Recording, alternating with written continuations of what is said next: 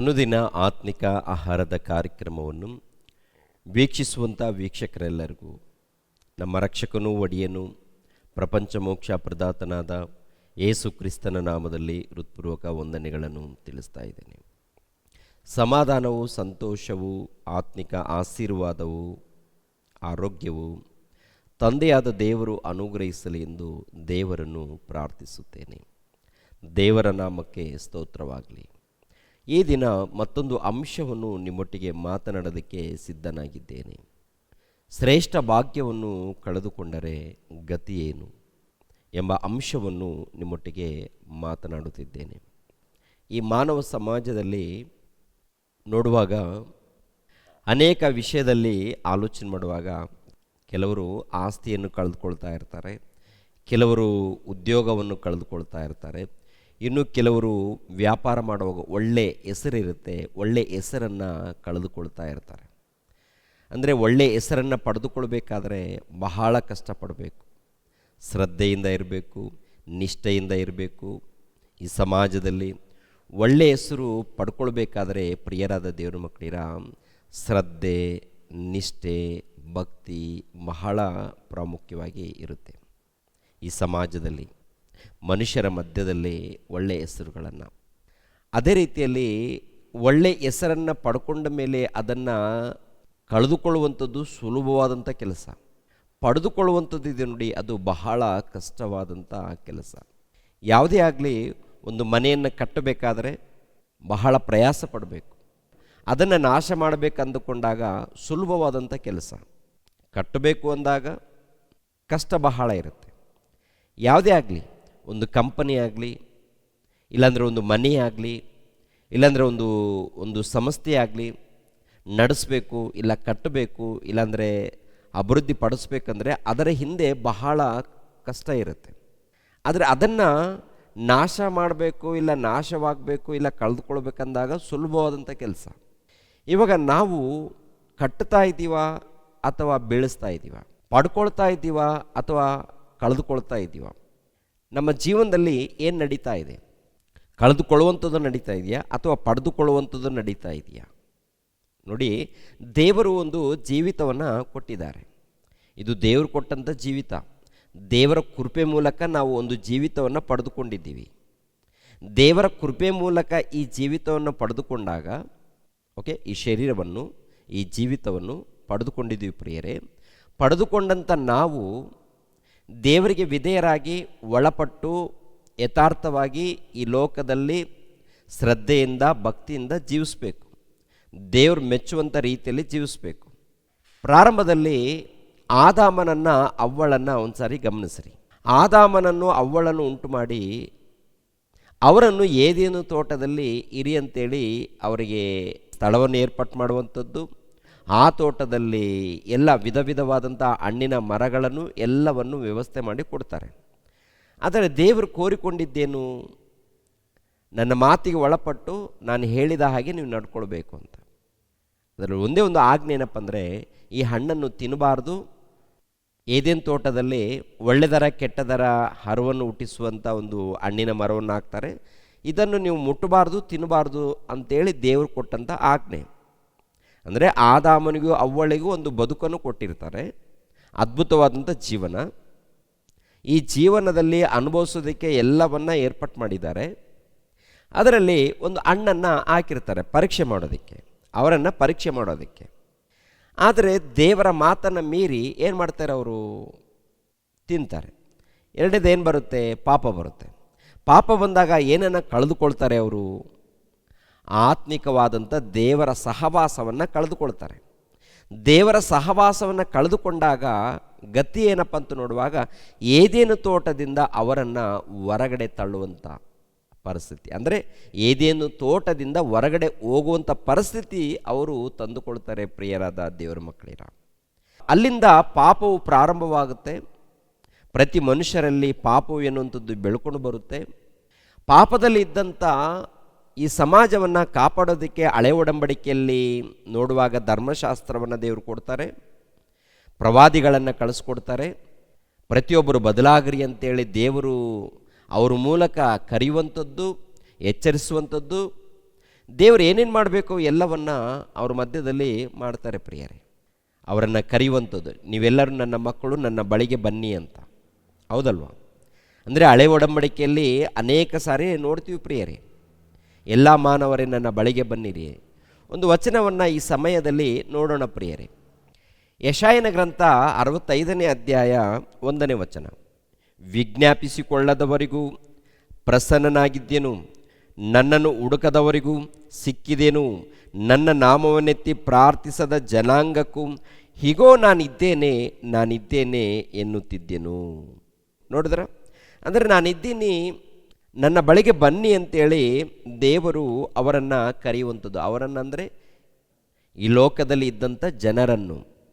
2ನೇ ವಚನ ನೋಡಿ, ನನ್ನನ್ನು ತೊರೆದು ಮನಸ್ಸು ಬಂದ ಹಾಗೆ ದುರ್ಮಾರ್ಗದಲ್ಲಿ ನಡೆಯುವ ಜನರನ್ನು ನಾನು ದಿನವೆಲ್ಲ ಕೈ ಚಾಚಿ ಕರೆದೆನು.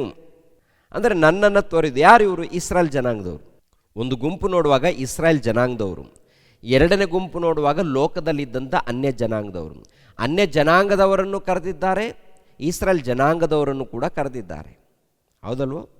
ಅನ್ಯರನ್ನು ಇಸ್ರಾಯೇಲ್ರನ್ನು ಎಲ್ಲರೂ ನನ್ನ ಬಳಿಗೆ ಬನ್ನಿ, ನಾನು ನಿಮ್ಮ ಹೆತ್ತ ತಂದೆ, ನನ್ನ ಬಳಿಗೆ ಬನ್ನಿ, ಈ ಜೀವಿತ ನಾನೇ ಕೊಟ್ಟಿದ್ದೀನಿ ಅಂಥೇಳಿ ದೇವರು ಅನೇಕ ಸಾರಿ ಪ್ರವಾದಿಗಳ ಮೂಲಕ ಭಕ್ತರ ಮೂಲಕ ತಿಳಿಸಿರುವಾಗ ಮನುಷ್ಯರು ಏನು ಮಾಡಿದ್ದಾರಪ್ಪ ಅಂತ ನೋಡುವಾಗ ದೇವರನ್ನು ದೂರ ಮಾಡಿಕೊಂಡು ಈ ಲೋಕದಲ್ಲಿ ಅನೇಕ ಪಾಪದಲ್ಲಿ ಅನೇಕ ವ್ಯಾಮೋಹದಲ್ಲಿ ಇದ್ದು ನಾಶ ಮಾಡಿಕೊಳ್ತಾ ಇದ್ದಾರೆ. ಕೊನೆಯದಾಗಿ ಸತ್ತು ಎಲ್ಲಿಗೆ ಹೋಗ್ತಾ ಇದ್ದಾರೆ ಇವರು? ಸತ್ತು ಎಲ್ಲಿಗೆ ಹೋಗ್ತಾರೆ? ನರಕಕ್ಕೆ ಹೋಗುವಂಥದ್ದು, ಹೌದಲ್ವ? ದೇವರು ಕೊಟ್ಟಂಥ ಈ ಜೀವಿತವನ್ನು ದೇವ್ರಿಗೋಸ್ಕರ ಕೊಡದೆ, ದೇವ್ರಿಗೋಸ್ಕರ ಬದುಕದೆ, ಈ ಲೋಕಕ್ಕಾಗಿ ಬದುಕಿ ಕೊನೆಯದಾಗಿ ಮತ್ತೊಂದು ಲೋಕ ಅಂದರೆ ಪರಲೋಕವನ್ನು ಕೂಡ ನಾನು ಕೊಡ್ತೀನಿ, ನಿತ್ಯ ಜೀವನ ಕೊಡ್ತೀನಿ ಪರಲೋಕವನ್ನು ಅಂತೇಳಿ ದೇವರು ಹೇಳಿದ್ದಾರಲ್ಲ, ಅದನ್ನು ಪಡೆದುಕೊಳ್ಳದೆ ಅದನ್ನು ಕಳೆದುಕೊಳ್ತಾ ಇದ್ದಾರೆ. ಅಂದರೆ ದೇವರು ಎಲ್ಲರಿಗೂ ಅನುಕೂಲ ಮಾಡಿ ಕೊಟ್ಟಿದ್ದಾರೆ ಈ ಲೋಕದಲ್ಲಿ. ಅಂದರೆ ನಿಮ್ಮ ಪಾಪಗಳನ್ನು ಬಿಡಿ, ನೀವು ಮಾಡುವಂಥ ತಪ್ಪುಗಳನ್ನು, ಅನ್ಯಾಯದ ಕೆಲಸವನ್ನು, ದುರ್ಮಾರ್ಗದ ಕೆಲಸವನ್ನು ಬಿಟ್ಟು ನನ್ನ ಬಳಿಗೆ ಬನ್ನಿ, ನನ್ನ ಮಾತಿಗೆ ವಿಧೇಯರಾಗಿ ಅಂತೇಳಿ ದೇವರು ಕರೆಯುವಂಥದ್ದು, ಹೌದಲ್ವ ಪ್ರಿಯರೇ? ಎಲ್ಲ ವಚನಗಳನ್ನು ನೀವು ಪರಿಶೋಧನೆ ಮಾಡಿ ದೇವರು ಕರೀತಾ ಇದ್ದಾರೆ. ಯಾತಕ್ಕಾಗಿ ಕರೀತಾ ಇದ್ದಾರೆ ಅಂದರೆ ನಮ್ಮನ್ನು ದೇವರು ಎತ್ತಿರೋದರಿಂದ ನಮ್ಮನ್ನು ಕರೆದು ಒಂದು ರಕ್ಷಣೆ ಮಾರ್ಗದಲ್ಲಿ ನಡೆಸಬೇಕು ಎನ್ನುವಂಥ ಉದ್ದೇಶದಿಂದ ದೇವರು ಕೈಗಳನ್ನು ಚಾಚಿ ಕರೆಯುವಂಥದ್ದು ನೋಡ್ತೀವಿ ಪ್ರಿಯರೇ. ದೇವರ ಮಾತಿಗೆ ವಿಧೇಯರಾಗಿ ಅನೇಕರು ಬರ್ತಾರೆ. ಬಂದ ಮೇಲೆ ಇನ್ನೂ ಕೆಲವರು ದೇವರಿಂದ ದೂರವಾದವರು ಇದ್ದಾರೆ ಪ್ರಿಯರೇ. ಹೌದಂತೀರಾ ಅಲ್ವಂತೀರಾ? ಏನ್ರಿ? ದೇವರು ಕರೆದಾಗ ದೇವರ ಮಾತಿಗೆ ವಿಧೇಯರಾಗಿ ಬಂದವರಿದ್ದಾರೆ. ಆಮೇಲೆ ಈ ಜೀವಿತದಲ್ಲಿ ದೇವರ ಮಾತಿಗೆ ವಿರುದ್ಧವಾಗಿ ನಡೆದುಕೊಂಡು ದೇವರು ಕೊಡುವಂಥ ಒಂದು ಶ್ರೇಷ್ಠ ಭಾಗ್ಯವನ್ನು ಕಳೆದುಕೊಂಡವರು ಇದ್ದಾರಾ ಇಲ್ವಾ? ಅನೇಕರು ಇದ್ದಾರೆ ಪ್ರಿಯರೇ. ಅದರಲ್ಲಿ ಇಸ್ಕರಿಯೋತ ಯೂದನು. ಈ ಇಸ್ಕರಿಯೋತ ಯೂದನು ಯಾರಪ್ಪ ಅಂತ ನೋಡುವಾಗ 12 ಮಂದಿ ಅಪೋಸ್ತಲರಲ್ಲಿ ಒಬ್ಬಾತನು. ನೋಡಿ, ಮತ್ತಾಯನ ಬರೆದ ಸುವಾರ್ತೆ 10ನೇ ಅಧ್ಯಾಯ 2ನೇ ವಚನ ಪ್ರಿಯರೇ. ಆತನು ಕಳಿಸಿಕೊಟ್ಟ ಅಪೋಸ್ತಲರೆಂಬ 12 ಮಂದಿಯ ಹೆಸರುಗಳು ಯಾವೆಂದರೆ, ಮೊದಲನೆಯವನು ಪೇತ್ರನು ಎನಿಸಿಕೊಳ್ಳುವ ಸೀಮೋನ, ಅವನ ತಮ್ಮನಾದ ಅಂದ್ರೆಯ, ಜಬದಾಯನ ಮಗನಾದ ಯಾಕೋಬ, ಅವನ ತಮ್ಮನಾದ ಯೋಹಾನ, ಫಿಲಿಪ್ಪ, ಬರ್ತಲೋಮಾಯ, ತೋಮ, ಸುಂಕದ ಮತ್ತಾಯ, ಅಲ್ಫಾಯನ ಮಗನಾದ ಯಾಕೋಬ, ತದ್ದಾಯ, ಮತಾಭಿಮಾನಿ ಎಂದು ಹೆಸರುಗೊಂಡ ಸೀಮೋನ, ಯೇಸುವನ್ನು ಹಿಡಿದುಕೊಟ್ಟ ಇಸ್ಕರಿಯೋತ ಯೂದ. ಇವುಗಳೇ 12 ಮಂದಿ. ಅಂದರೆ ಇವರಲ್ಲಿ ಪ್ರಿಯರಾದ ದೇವರ ಮಕ್ಕಳಿರ ಒಬ್ಬನ ಹೆಸರು ಇಸ್ಕರಿಯೋತ ಯೂದ. ಇಸ್ಕರಿಯೋತ ಅಂದರೆ ಒಂದು ಪಟ್ಟಣದ ಹೆಸರು, ಒಂದು ಊರಿನ ಹೆಸರು ಇಸ್ಕರಿಯೋತ ಅನ್ನೋದು. ಅಂದರೆ ಈ ಊರಿನವನಾದಂಥ ಒಬ್ಬ ಯೂದನು, ಇಸ್ಕರಿಯೋತ ಯೂದನು ಏನು ಮಾಡಿರ್ತಾನೆ? ಯೇಸು ಕ್ರಿಸ್ತರನ್ನು ಹಿಡಿದುಕೊಳ್ತಾನೆ ಪ್ರಿಯರೇ. ಅಂದರೆ ಯೇಸು ಕ್ರಿಸ್ತರ ಜೊತೆಯಲ್ಲಿ ಇರ್ತಾರೆ, ಯೇಸು ಕ್ರಿಸ್ತರ ಜೊತೆಯಲ್ಲಿ ಊಟ ಮಾಡ್ತಾರೆ, ಯೇಸು ಕ್ರಿಸ್ತರು ಸುವಾರ್ತೆ ಮಾಡಿರುವಂಥದ್ದು ಎಲ್ಲವನ್ನು ಗಮನಿಸ್ತಾರೆ, ಯೇಸು ಕ್ರಿಸ್ತರು ಮಾಡುವಂಥ ಅದ್ಭುತಗಳನ್ನು ನೋಡ್ತಾರೆ. ಕೊನೆಯದಾಗಿ ಹಣದಗೋಸ್ಕರ ಯೇಸು ಕ್ರಿಸ್ತನನ್ನು ಹಿಡಿದುಕೊಡ್ತಾರೆ ಪ್ರಿಯರೇ. ಯಾರಿಗೆ? ಯೆಹೂದ್ಯರಿಗೆ. ಯೆಹೂದ್ಯರು ಯೇಸು ಕ್ರಿಸ್ತರನ್ನು ಹಿಡಿಬೇಕು, ಯೇಸು ಕ್ರಿಸ್ತರನ್ನು ಕೊಂದಾಕಬೇಕು ಎಂಬ ಅನೇಕ ಕುತಂತ್ರ ಮಾಡ್ತಾ ಇರ್ತಾರೆ. ಈ ಕುತಂತ್ರ ಮಾಡುವಂಥ ಈ ಸಮಯದಲ್ಲಿ ಇಸ್ಕರಿಯೋತ ಯೂದನು ತಿಳಿದುಕೊಂಡು ಅವರ ಬಳಿಗೆ ಹೋಗಿ, ನಾನು ಯೇಸು ಕ್ರಿಸ್ತರನ್ನು ಹಿಡಿದುಕೊಡ್ತೀನಿ, ನನಗೆ ಎಷ್ಟು ಹಣವನ್ನು ಕೊಡ್ತೀರಾ? ಮತ್ತಾಯನ ಬರೆದ ಸುವಾರ್ತೆ 26ನೇ ಅಧ್ಯಾಯ 14ನೇ ವಚನದಿಂದ 16ನೇ ವಚನವರೆಗೆ ನೋಡೋಣ ಪ್ರಿಯರೇ. ಆಮೇಲೆ 12 ಮಂದಿ ಶಿಷ್ಯರಲ್ಲಿ ಒಬ್ಬನಾದ ಇಸ್ಕರಿಯೋತ ಯೂದನೆಂಬುವನು ಮಹಾಯಾಜಕರ ಬಳಿಗೆ ಹೋಗಿ, ನಾನು ಅವನನ್ನು ನಿಮಗೆ ಹಿಡುಕೊಟ್ಟರೆ ನನಗೆ ಏನು ಕೊಡುತ್ತೀರಿ ಅಂದನು. ಅವರು ಅವನಿಗೆ 30 ರೂಪಾಯಿ ತೂಗಿ ಕೊಟ್ಟರು. ಅಂದಿನಿಂದ ಅವನು ಆತನನ್ನು ಹಿಡುಕೊಡುವುದಕ್ಕೆ ಅನುಕೂಲವಾದ ಸಮಯವನ್ನು ನೋಡುತ್ತಿದ್ದನು. ಅನುಕೂಲವಾದ ಸಮಯ ಹಿಡ್ಕೊಡೋದಕ್ಕೆ ಅಂದರೆ ಯೇಸು ಪ್ರಭು ಎಲ್ಲೆಲ್ಲಿ ಹೋಗ್ತಾ ಇದ್ದಾರೆ, ಎಲ್ಲಿ ಸುವಾರ್ತೆ ಮಾಡ್ತಾ ಇದ್ದಾರೆ ನೋಡೋಣ ಅಂತೇಳಿ ಯೇಸು ಕ್ರಿಸ್ತರ ಜೊತೆಯಲ್ಲೇ ಇದ್ದಾನೆ. ಯೇಸು ಕ್ರಿಸ್ತರ ಜೊತೆಯಲ್ಲಿ ಇದ್ದು ಕೊನೆಯದಾಗಿ ಮಾಡಿರುವಂಥದ್ದು ಏನಪ್ಪ ಅಂತ ನೋಡುವಾಗ, ಯೇಸು ಕ್ರಿಸ್ತರನ್ನು ಹಿಡಿದುಕೊಡುವಂಥದ್ದು. ಹಿಡಿದುಕೊಟ್ಟ ಮೇಲೆ ಹಣವನ್ನು ಕೊಡ್ತಾರೆ. ಯಾರು? ಯಾಜಕರು, ಯೆಹೂದ್ಯರು. ಅದರಲ್ಲಿ ಕೆಲವರು ಮಹಾಯಾಜಕರು, ಯಾಜಕರು ಇರ್ತಾರೆ ನೋಡಿ, ಶಾಸ್ತ್ರಿಗಳು, ಪರಿಸಯ್ಯರು. ಇವರು ಇಸ್ಕರಿಯೋತ ಯೂದನಿಗೆ ಹಣವನ್ನು ಕೊಡ್ತಾರೆ. ಹಣವನ್ನು ತೊಗೊಂಡು ಬರ್ತಾನೆ ಇವನು. ಕೊನೆಯದಾಗಿ ಯೇಸು ಕ್ರಿಸ್ತರನ್ನು ಹಿಡಿದುಕೊಡುವಂಥದ್ದು ನೋಡ್ತೀವಿ ಪ್ರಿಯರೇ. ಯಾತಕ್ಕಾಗಿ? ಹಣಕ್ಕಾಗಿ. ಯಾವುದನ್ನು ಕಳೆದುಕೊಳ್ತಾನೆ? ಆತ್ಮಿಕವಾದಂಥ ದೇವರ ಸಹವಾಸವನ್ನು ಕಳೆದುಕೊಳ್ತಾನೆ. ಯೇಸು ಕ್ರಿಸ್ತ ನೋಡುವಾಗ ಮಹಾಜ್ಞಾನಿ, ದೈವಕುಮಾರ, ದೇವರು, ಮಹಾಪುರುಷನು, ಶ್ರೇಷ್ಠ ಪುರುಷನು, ಪರಿಶುದ್ಧನು, ಉನ್ನತ ಪುರುಷನು. ಆತನ ಮೂಲಕ ಏನ್ರಿ ಮಹಾಜ್ಞಾನ ಇದೆ, ಸಮಾಧಾನ ಇದೆ, ನೆಮ್ಮದಿ ಇದೆ, ಆರೋಗ್ಯ ಇದೆ. ಆತನನ್ನು ನಂಬಿದರೆ ನಿತ್ಯ ಜೀವ ಇದೆ. ಹೌದಲ್ವ? ಅನೇಕ ವಿಷಯಗಳನ್ನು ಆತನು ಮಾತಾಡಿದ್ದಾನೆ. ಆತನ ಜೊತೆಯಲ್ಲಿದ್ದು ಏನ್ರಿ ಅರ್ಥ ಮಾಡಿಕೊಳ್ಳದೆ ಹಣದಗೋಸ್ಕರ ಆತನನ್ನು ಹಿಡಿದುಕೊಡ್ತಾ ಇದ್ದಾನೆ. ಅಂದರೆ ಅರ್ಥ ಏನು? ಏನಾಗಿದೆ ಈತನಿಗೆ? ಇಸ್ಕರಿಯೋತ ಯೂದನನ್ನು ಸೈತಾನನ್ನು ಒಳಪಡಿಸಿಕೊಂಡಿದ್ದಾನೆ, ಮರುಳು ಮಾಡಿದ್ದಾನೆ, ಸೈತಾನನಿಗೆ ಒಳಗಾಗಿದ್ದಾನೆ. ಕೊನೆಯದಾಗಿ ಯೇಸು ಕ್ರಿಸ್ತರನ್ನು ಹಿಡಿದುಕೊಟ್ಟಿದ್ದಾನೆ. ಅಂದರೆ ಏನಾಗಿದೆಪ್ಪ ಅಂತ ನೋಡುವಾಗ ಶ್ರೇಷ್ಠ ಭಾಗ್ಯವನ್ನು ಕಳೆದುಕೊಳ್ತಾನೆ ಇಸ್ಕರಿಯೋತ ಯೂದನು. ದೇವರ ಜೊತೆಯಲ್ಲಿ, ಯೇಸು ಕ್ರಿಸ್ತರ ಜೊತೆಯಲ್ಲಿ ಸಹವಾಸವಾಗಿ ಇದ್ದು ಒಳ್ಳೆ ರೀತಿಯಿಂದ ಜೀವಿಸಿ ದೇವರ ಪ್ರೀತಿಯನ್ನು ಸಾರುವಂಥ ಭಾಗ್ಯವನ್ನು, ದೇವರ ಉನ್ನತವಾದಂಥ ಜ್ಞಾನವನ್ನು ಸಾರುವಂಥ ಭಾಗ್ಯವನ್ನು 12 ಮಂದಿ ಅಪೊಸ್ತಲರ ಜೊತೆಯಲ್ಲಿ ಆ ಶ್ರೇಷ್ಠವಾದಂಥ ಭಾಗ್ಯವನ್ನು ಕಳೆದುಕೊಳ್ತಾನೆ ಪ್ರಿಯರಾದ ದೇವರ ಮಕ್ಕಳಿರ. ಹೌದಲ್ವಾ? ಕೊನೆಯದಾಗಿ ಏನಾಗ್ತಾನೆ ನೋಡಿ. ಕೊನೆಯದಾಗಿ ಮತ್ತಾಯನ ಬರೆದ ಸುವಾರ್ತೆ 26ನೇ ಅಧ್ಯಾಯ 47ನೇ ವಚನದಿಂದ 49ನೇ ವಚನದವರೆಗೆ. ಆತನು ಇನ್ನು ಮಾತಾಡುತ್ತಿರಲು ಇಗೋ 12 ಮಂದಿ ಶಿಷ್ಯರಲ್ಲಿ ಒಬ್ಬನಾದ ಯೂದನು ಬಂದನು. ಮಹಾಯಾಜಕರು, ಜನರ ಹಿರಿಯರು, ಇವರ ಕಡೆಯಿಂದ ಬಹು ಜನರ ಗುಂಪು ಕತ್ತಿ ದೊಣ್ಣೆಗಳನ್ನು ಹಿಡಿದುಕೊಂಡು ಅವನ ಸಂಗಡ ಬಂತು. ಇದಲ್ಲದೆ ಆತನನ್ನು ಹಿಡುಕೊಡುವವನು ಅವರಿಗೆ, ನಾನು ಯಾರಿಗೆ ಮುದ್ದಿಡುತ್ತೀನೋ ಅವನೇ ಆತನು, ಅವನನ್ನು ಹಿಡಿಯಿರಿ ಎಂದು ಗುರುತು ಹೇಳಿಕೊಟ್ಟನು. ಕೂಡಲೇ ಅವನು ಯೇಸುವಿನ ಬಳಿಗೆ ಹೋಗಿ, ಗುರುವೇ ನಮಸ್ಕಾರ ಎಂದು ಹೇಳಿ ಆತನಿಗೆ ಮುದ್ದಿಟ್ಟನು. ಆತನಿಗೆ ಮುದ್ದಿಟ್ಟು ಅಂದರೆ ಯೇಸು ಕ್ರಿಸ್ತರನ್ನು ಮುದ್ದಿಟ್ಟು ಕೊನೆಯದಾಗಿ ಪರಿಸಯ್ಯರಿಗೆ ಅಂದರೆ ಯೆಹೂದ್ಯರಿಗೆ, ಯಾಜಕರಿಗೆ ಒಪ್ಪಿಸಿಕೊಡುವಂಥದ್ದು, ರೋಮನರಿಗೆ ಒಪ್ಪಿಸಿಕೊಡುವಂಥದ್ದು. ಯಾಜಕರಿದ್ದಾರೆ, ಅದರ ಮೇನ್ ಕುತಂತ್ರ ಏನಪ್ಪ ಅಂದರೆ ಯಾಜಕರು, ಪರಿಸಯ್ಯರು. ಇವರೆಲ್ಲ ಕುತಂತ್ರದಿಂದ ರೋಮನರಿಗೆ ಒಪ್ಪಿಸಿಕೊಡ್ತಾರೆ, ಅನ್ಯರಿಗೆ ಒಪ್ಪಿಸಿಕೊಡುವಂಥದ್ದು. ಇಲ್ಲೇನು ನಡೀತಾ ಇದೆ? ಯೇಸು ಕ್ರಿಸ್ತರನ್ನು ಒಪ್ಪಿಸಿಕೊಡುವಂಥದ್ದು. ಯೇಸು ಕ್ರಿಸ್ತರು ಏನ್ರಿ ಶಿಲುಬೆ ಮರಣ ಹೊಂದುತ್ತಾರೆ.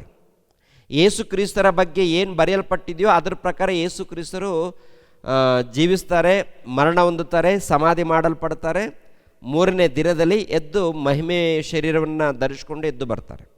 ಅದು ಯೇಸು ಕ್ರಿಸ್ತರ ವಿಷಯದಲ್ಲಿ ಏನು ಬರೆಯಲ್ಪಟ್ಟಿದೆಯೋ ಅದರ ಪ್ರಕಾರ ಅವರ ಜೀವನದಲ್ಲಿ ನಡೆಯುತ್ತೆ. ಇಸ್ಕರಿಯೋತ ಯೂದನು ಏನಾಗ್ತಾನೆ? ದೇವರ ವಾಕ್ಯವನ್ನು ಅರ್ಥ ಮಾಡಿಕೊಳ್ಳದೆ, ವಿಧೇಯನಾಗದೆ, ಅವಿಧೇಯನಾಗಿ ಕೊನೆಯದಾಗಿ ಗುರುವನ್ನು ಒಪ್ಪಿಸಿ ಕೊನೆಯದಾಗಿ ನಾಶನವನ್ನು ತಂದುಕೊಳ್ತಾನೆ ಪ್ರಿಯರೇ. ನಾಶವನ್ನು, ಹೌದಲ್ವ? ದುರ್ಗತಿಯನ್ನು. ಏನಾಗ್ತಾನೆ ಗೊತ್ತಾ, ಅಯ್ಯೋ ನಾನು ತಪ್ಪು ಮಾಡಿದ್ದೀನಿ ಅಂತೇಳಿ ಶ್ರೇಷ್ಠ ಪುರುಷನನ್ನು, ಪಾಪ ಮಾಡದ ಒಳ್ಳೆ ವ್ಯಕ್ತಿಯನ್ನು ನಾನು ಹಿಡಿದುಕೊಟ್ಟಿದ್ದೀನಿ ಅಂತ ಹೇಳಿ ಕೊನೆಯದಾಗಿ ಹೋಗಿ ಉರ್ಲಾಕ್ಕೊಳ್ತಾನೆ. ಉರ್ಲಾಕಿಕೊಂಡು ಸತ್ತೋಗ್ತಾನೆ. ಸತ್ತು ಆತ್ಮ ಯಾತನೆ ಪಡುವಂಥ ಸ್ಥಳಕ್ಕೆ ಹೋಗುವಂಥದ್ದು. ಅಂದರೆ ಏನನ್ನು ಕಳೆದುಕೊಳ್ತಾನೆ? ದೇವರ ರಾಜ್ಯವನ್ನು ಕಳೆದುಕೊಳ್ತಾನೆ, ನಿತ್ಯ ಜೀವವನ್ನು ಕಳೆದುಕೊಳ್ತಾನೆ. ಕಳೆದುಕೊಳ್ಳೋದಕ್ಕೆ ಕಾರಣವೇನು? ಈ ಲೋಕದ ಕೋರಿಕೆಗಳು. ಒಂದು ಹಣದ ಆಸೆ, ಹಣದ ವ್ಯಾಮೋಹ, ಅಧಿಕಾರದ ವ್ಯಾಮೋಹ. ಈ ಲೋಕದಲ್ಲಿ ಪ್ರಿಯರಾದ ದೇವರ ಮಕ್ಕಳಿರ, ಈ ಸಮಾಜದಲ್ಲಿ ದೇವರನ್ನು ತಿಳಿದುಕೊಂಡಿದ್ದೀವಿ, ದೇವರ ಸೇವೆ ಮಾಡ್ತಾ ಇದ್ದೀವಿ, ದೇವರ ಸುವಾರ್ತೆ ತಲುಪಿಸ್ತಾ ಇದ್ದೀವಿ, ಅನೇಕರಿಗೆ ತಿಳಿಸ್ತಾ ಇದ್ದೀವಿ ಅಂತೇಳಿ ಈ ಸಮಾಜದಲ್ಲಿ ಅನೇಕರು ದೇವರನ್ನ ಬಿಟ್ಟು ಮಾಡಬಾರದ ಪಾಪದ ಕೆಲಸ. ದೇವರು ಹೇಳಿದ್ದು ಒಂದು, ಇವರು ಮಾಡ್ತಾ ಇರೋದು ಮತ್ತೊಂದು. ದೇವರು ಹೇಳಿದ್ದಾರೆ ನಿತ್ಯ ಜೀವವನ್ನು ಕೊಡುತ್ತೇನೆ ಅಂತೇಳಿ, ದೇವರು ಹೇಳಿದ್ದಾರೆ ನಿಮಗೆ ಪರಲೋಕವನ್ನು ಕೊಡುತ್ತೇನಂತ ಹೇಳಿ. ಆ ಪರಲೋಕವನ್ನು ಪಡ್ಕೊಳ್ಬೇಕಾದ್ರೆ ಈ ಲೋಕದಲ್ಲಿ ನಾನು ಪರಿಶುದ್ಧನಾಗಿರುವುದು ಪ್ರಕಾರ ನೀವು ಕೂಡ ಪರಿಶುದ್ಧರಾಗಿರಬೇಕು. ನೀವು ಕೂಡ ಈ ಲೋಕದಲ್ಲಿ ನೀತಿ ನ್ಯಾಯದಿಂದ ಧರ್ಮದಿಂದ ನೀವು ಜೀವಿಸಬೇಕು. ನನ್ನ ಪ್ರೀತಿಯನ್ನು ಪರಿಚಯ ಮಾಡಬೇಕು. ಯಥಾರ್ಥವಾಗಿ ನೀವು ಜೀವಿಸಬೇಕು. ಯಾರಿಗೂ ಅನ್ಯಾಯ ಮಾಡಬಾರ್ದು, ಯಾರಿಗೂ ಮೋಸ ಮಾಡಬಾರ್ದು, ಯಾರನ್ನು ಕೋರಿಕೊಳ್ಬಾರ್ದು. ಅಧಿಕಾರದಗೋಸ್ಕರ, ಹಣದಗೋಸ್ಕರ, ಹೆಣ್ಣಿನಗೋಸ್ಕರ ಯಾವುದಕ್ಕೂ ನೀವು ಗುಲಾಮರಾಗಬಾರ್ದು. ನೀವು ಯಥಾರ್ಥರಾಗಿ ಭಕ್ತರಾಗಿ ಜೀವಿಸಬೇಕು ಅಂತೇಳಿ ದೇವರು ಬರೆಸಿದ್ದಾರೆ ಪ್ರಿಯರೇ. ಆ ಮಾತುಗಳನ್ನು ಅರ್ಥ ಮಾಡಿಕೊಂಡು ವಿಧೇಯರಾಗಿ ಒಳ್ಳೆ ರೀತಿಯಿಂದ ಇದ್ದರೆ ಪರಲೋಕವನ್ನು ಪಡ್ಕೊಳ್ತೀವಿ. ಇಲ್ಲದೆ ಹೋದರೆ ಆ ಪರಲೋಕವನ್ನು, ನಿತ್ಯ ಲೋಕವನ್ನು, ದೇವರ ರಾಜ್ಯವನ್ನು ಕಳೆದುಕೊಳ್ತೀವಿ ಪ್ರಿಯರೇ. ಶ್ರೇಷ್ಠ ಭಾಗ್ಯವನ್ನು ಕಳೆದುಕೊಂಡ್ರೆ ಗತಿ ಏನು? ದೇವರನ್ನು ದೂರ ಮಾಡಿಕೊಂಡ್ರೆ ಗತಿ ಏನು? ಒಂದು ಕಾಲದಲ್ಲಿ ಗೆಹಾಜಿ ಕಳೆದುಕೊಳ್ತಾನೆ, ಇನ್ನು ಕೆಲವರು ಕಳೆದುಕೊಳ್ತಾರೆ. ಈಗಿನ ಕಾಲದಲ್ಲಿ ನೀವು ನಾವು ಶ್ರೇಷ್ಠ ಭಾಗ್ಯವನ್ನು ಕಳೆದುಕೊಳ್ತಾ ಇದ್ದೀವಾ ಅಥವಾ ಪಡೆದುಕೊಳ್ತಾ ಇದ್ದೀವ? ಪಡೆದುಕೊಳ್ಬೇಕಾದ್ರೆ ನಮ್ಮ ನಂಬಿಕೆ ದೃಢವಾಗಿರಬೇಕು, ನಮ್ಮ ಭಕ್ತಿ ಯಥಾರ್ಥವಾಗಿರಬೇಕು, ವಾಕ್ಯದ ಪ್ರಕಾರ ಶ್ರೇಷ್ಠ ಪ್ರೀತಿ ಇರಬೇಕು. ದ್ವೇಷ, ಮೋಸ, ವೇಷಧಾರಣೆ ಇವೆಲ್ಲ ಇದ್ದರೆ ಪ್ರಿಯರೇ ನಾವು ನಿತ್ಯ ಜೀವವನ್ನು ಕಳೆದುಕೊಳ್ತೀವಿ. ಕಳೆದುಕೊಂಡ್ರೆ ಗತಿ ದುರ್ಗತಿ, ಬೆಂಕಿಯ ಕೊಂಡಕ್ಕೆ ಹೋಗಬೇಕಾಗತ್ತೆ. ಆದ್ದರಿಂದ ನಿಮ್ಮ ಭಕ್ತಿ ಜಾಗ್ರತೆ, ನಿಮ್ಮ ನಂಬಿಕೆ ಜಾಗ್ರತೆ, ವಾಕ್ಯದ ಪ್ರಕಾರ ಇದ್ದೀವಾ ಇಲ್ವಾ ನಿಮ್ಮನ್ನು ನೀವು ಪರಿಶೋಧನೆ ಮಾಡಿಕೊಳ್ಳಿ ಪ್ರಿಯರೇ. ದೇವರು ನಿಮ್ಮನ್ನು ನನ್ನನ್ನು ಆಶೀರ್ವದಿಸಲಿ. ಎಲ್ಲರೂ ತಲೆಬಾಗಿಸಿರಿ, ಪ್ರಾರ್ಥನೆ ಮಾಡಿಕೊಳ್ಳೋಣ. ಸರ್ವವನ್ನು ಸರ್ವಲೋಕವನ್ನು ಉಂಟು ಮಾಡಿರುವಂಥ ಸರ್ವೇಶ್ವರನಾದ ನಮ್ಮ ತಂದೆಯೇ, ಮಹೋನ್ನತನಾದಂಥ ನಮ್ಮ ತಂದೆಯೇ, ನಿಮಗೆ ಸ್ತೋತ್ರಗಳು ತಂದೆ. ತಂದೆ, ಈ ಮಾನವ ಸಮಾಜವನ್ನು ಕಾಪಾಡುವುದಕ್ಕಾಗಿ ತಂದೆ ಪ್ರವಾದಿಗಳನ್ನು ಕಳಿಸ್ಕೊಟ್ಟಿದ್ದೀರಾ, ಭಕ್ತರನ್ನು ಕಳಿಸ್ಕೊಟ್ಟಿದ್ದೀರಾ, ಅವ್ರ ಮೂಲಕ ಅನೇಕ ಒಳ್ಳೆ ಒಳ್ಳೆ ಮಾತುಗಳನ್ನು ತಿಳಿಸ್ಕೊಟ್ಟಿದ್ದೀರಾ ತಂದೆ. ಕೊನೆಯದಾಗಿ ಗ್ರಂಥವನ್ನು ಬರೆಸಿದ್ದೀರಾ. ನಿಮ್ಮ ಪ್ರಿಯ ಕುಮಾರನ್ನು ಕಳಿಸಿಕೊಟ್ಟು ಆತನ ಮೂಲಕ ರಕ್ಷಣೆ ಮಾರ್ಗವನ್ನು, ಮೋಕ್ಷ ಮಾರ್ಗವನ್ನು, ನಿತ್ಯ ಜೀವದ ಮಾರ್ಗವನ್ನು ನೀವು ದಯಪಾಲಿಸಿದ್ದೀರ ತಂದೆ. ಅದಕ್ಕೆ ನಿಮಗೆ ಸ್ತೋತ್ರಗಳು, ಕೃತಜ್ಞತೆಗಳು ತಂದೆ. ಯಾವಾಗಲೂ ನಿಮ್ಮ ಧ್ಯಾನದಲ್ಲಿ, ನಿಮ್ಮ ಆರಾಧನೆಯಲ್ಲಿ, ನಿಮ್ಮ ಸೇವೆಯಲ್ಲಿ ನಿರಂತರ ಜೀವಿಸುವಂತೆ ಸಹಾಯ ಮಾಡಿ. ಯೇಸು ಪವಿತ್ರ ನಾಮದಲ್ಲಿ ಬೇಡಿ ಹೊಂದಿದೆಯಪ್ಪ ತಂದೆಯೇ, ಆಮೇನ್. ಎಲ್ಲರಿಗೂ ವಂದನೆಗಳು.